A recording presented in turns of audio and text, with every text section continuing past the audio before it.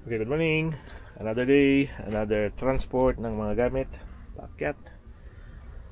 Okay. Ito yung i-aakyat natin ngayon.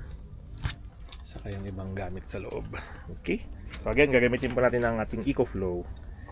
So, again, ganit lang pa. And then, hihilain. And, yan na po. Ganun po kabilis deploy. Okay.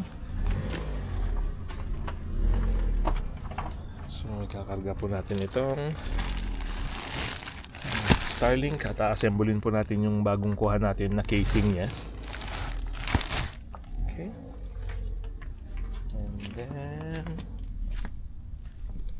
magcha-charge po tayo ng mga gamit. Magcha-charge po tayo. Bluetooth. And then yung bag. Saka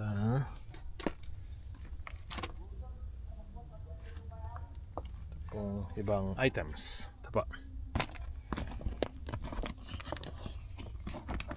Yep. Ayan. Okay.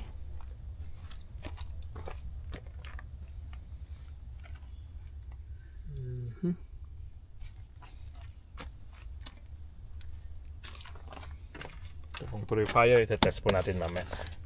Panlaban ulit sa Aching Smart Air Purifier ng Xiaomi. Test po natin mamaya. Okay.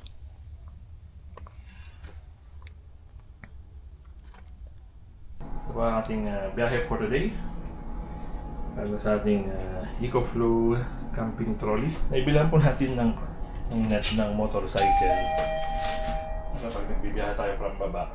Kasi marami pong akyatan dito sa Baguio. So, yung pag-aakyat natin, at least sure na kapag may nag-overlap na cargo, is, hindi po mahulog habang nag-aakyat.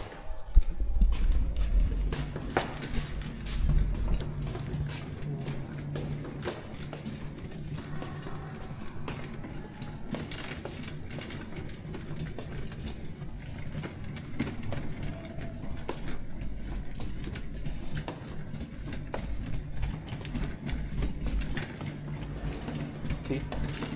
So dati po maraming balikan to. Siguro mga dalawang balikan.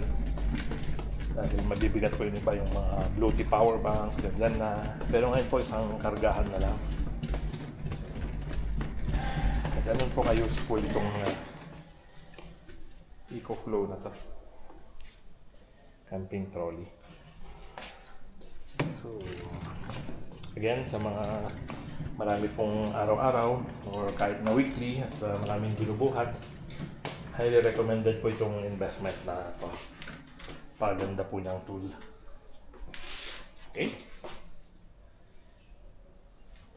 Ang ating view.